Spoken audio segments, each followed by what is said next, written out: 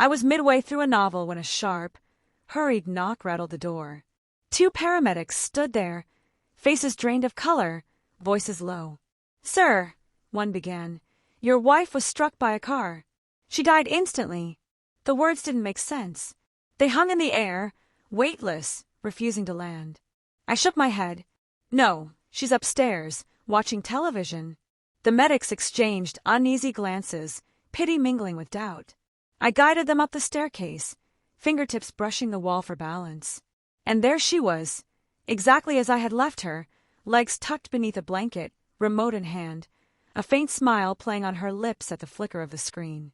The younger medic's hand trembled as he lifted it. "Sir, don't move closer." We saw the body. Then he stopped, words cut off. The air thickened.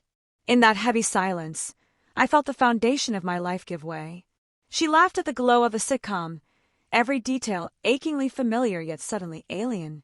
If she was dead on that street, then who was this woman before me? The medics stepped back, one muttering about calling dispatch, but I stayed. My eyes traced every feature, the line of her jaw, the tiny mole at her collarbone, the curve of her smile. Everything matched, and yet something didn't. Finally, she turned to me, calm-eyed. "What's wrong?" Her voice. That was it. Too soft. Too deliberate. My chest constricted, and a thought I didn't want pressed in. What if the woman I'd been living with wasn't who I thought she was? I forced a smile. Nothing. But inside, suspicion dug its roots, cold, silent, unshakable. The days blurred together after that, but each one carved deeper into me. I began small, checking her phone while she showered, numbers under false names, messages too carefully erased. I studied her handwriting, lists and notes, rounded letters where hers had always been sharp. Then the photos, old albums, recent selfies. The same face, yet in subtle ways it wasn't. Like staring at a copy too long, only now seeing the flaws in the print. I ordered a DNA test in secret, a strand of hair from her brush, a toothbrush, samples compared against the hospital records I'd kept. Outwardly, I played my role, smiles, dinners, empty small talk. She believed nothing had changed, but in my mind, everything had. Every gesture, every word, every breath. I dissected them all, waiting for the truth. And it came. The results arrived on a Tuesday, a clinical email glowing coldly in the dark. Her DNA did not match my wife's records. The woman upstairs was not her. I sat still, hand steady, heart unnervingly calm. She walked in smiling, asked what I was reading. I slid the printed report across the table. She glanced at it, laughed lightly at first. Then the color drained from her face. She searched my eyes for fury, for fire. There was none, only silence. Her lips quivered. "You don't understand." I raised my hand, the same hand that once steadied her when she was ill, when she wept. She froze. In that silence, she knew her game was finished. I didn't shout.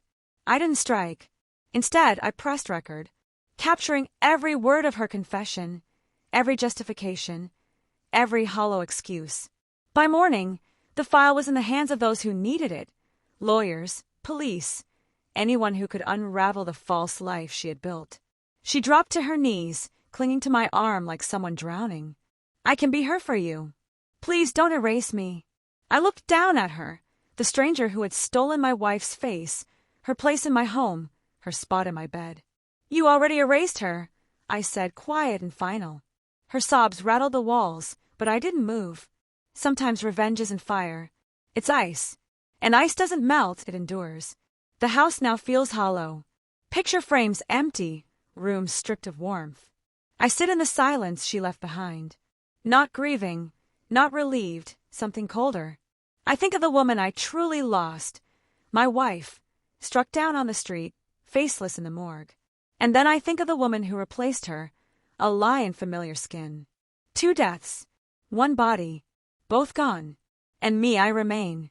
Not shattered, not healed, just awake. At night, one truth slices sharper than all the rest. It isn't the body that betrays you. It's the smile that convinces you it's still hers.